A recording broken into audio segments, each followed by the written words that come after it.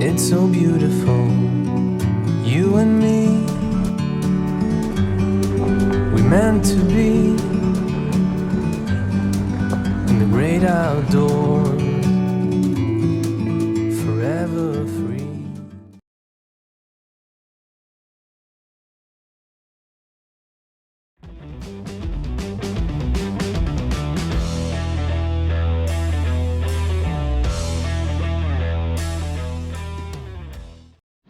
Réveil à Akkari,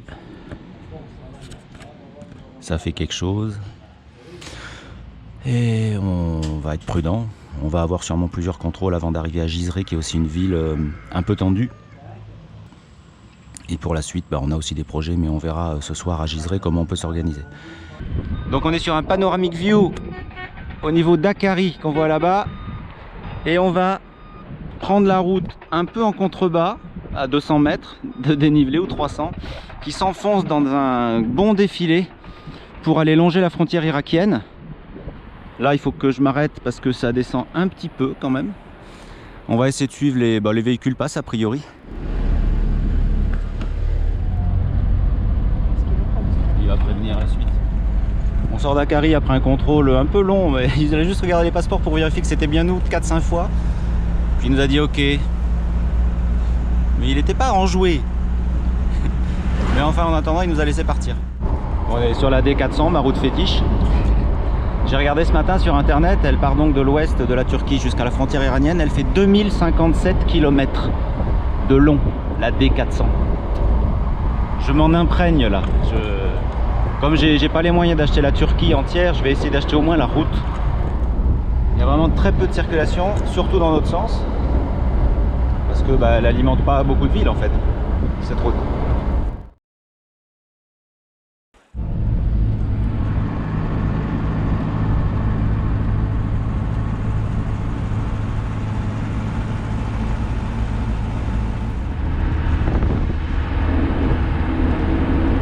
Je filme le GPS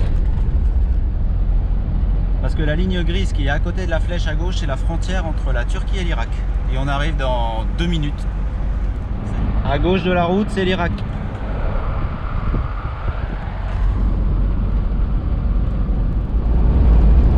Top. On est en Irak pour un virage ou deux, un peu plus. Personne ne le sait. Personne ne le sait à part nous et la caméra.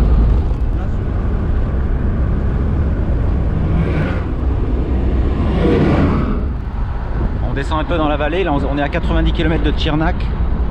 Donc je pense que la route va s'élargir un peu. Il y a un marquage au sol au centre avec des pointillés, on peut enfin doubler. Mais le problème c'est qu'on n'a vu personne dans notre sens depuis au moins 80 bornes.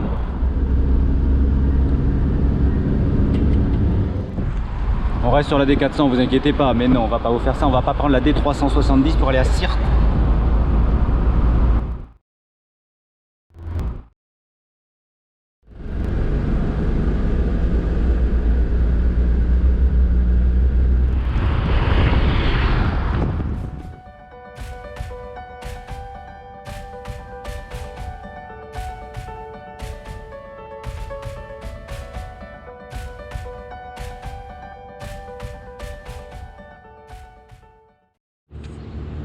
Bon, vidéo, morceau de bravoure. Pour moi, c'est quelque chose qui va représenter toute ma vie, ce voyage.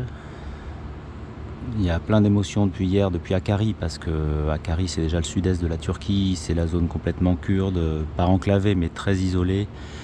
Et puis aujourd'hui, on a longé la frontière irakienne, on a même roulé en Irak parce que la route y passe.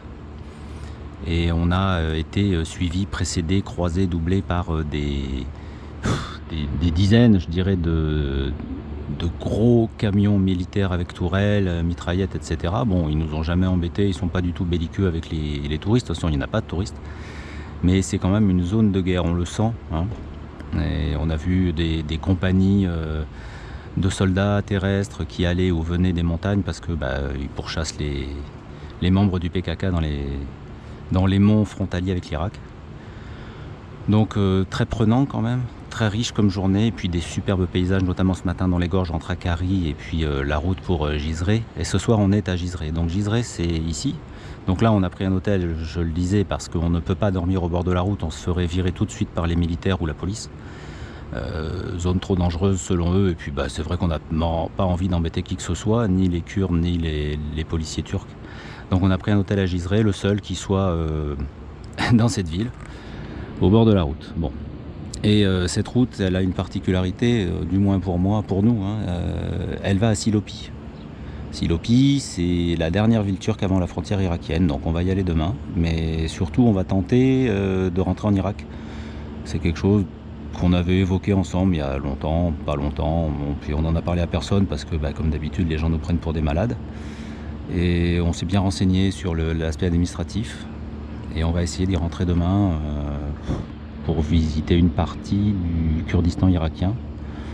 Là ça va être assez exceptionnel parce que je suis pas d'habitude, j'ai pas de fierté particulière à faire ce qu'on fait, j'ai pas d'orgueil, j'en ai rien à faire, je m'en fiche, ça me fait plaisir. Mais si on arrive à rentrer en Irak en voiture, je pense que c'est quelque chose qu'on ne peut pas oublier dans toute sa vie, quoi. Donc on va essayer ça demain. Donc on se couche tôt, on veut dormir pour être en forme pour la douane. Et puis quand même ici c'est le Tigre.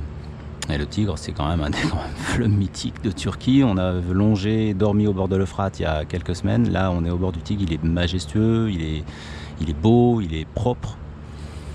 Et il a une particularité ici à Gisré, c'est qu'il fait la frontière avec la Syrie. En face, les gens que vous voyez, ce sont des Syriens qui sont venus se retrouver pour faire la fête, passer une soirée auprès du pont médiéval ou relativement ancien qui est sur un des bras du Tigre. Mais ils sont côté syrien parce que c'est le fleuve qui fait la frontière. Donc rive gauche là, on est à 50 mètres de l'eau en Turquie, il y a le fleuve et de l'autre côté c'est la Syrie. Ça crée forcément des émotions, on regarde ce qui se passe actuellement, depuis des années dans ces pays-là, mais déjà on est vraiment au Proche-Orient, on est au cœur j'allais dire de l'histoire, mais un peu plus bas, si on poursuit le Tigre là sur une vingtaine de kilomètres, on arrive à la frontière irakienne et donc ça crée un tripoint incroyable entre la Turquie, l'Irak et la Syrie qu'on ne peut pas voir en vrai, on ne peut pas y accéder parce que c'est une zone militarisée au possible, mais on sait que c'est par là, on va passer tout près. Donc pour moi c'est un rêve qui va se réaliser aujourd'hui, demain.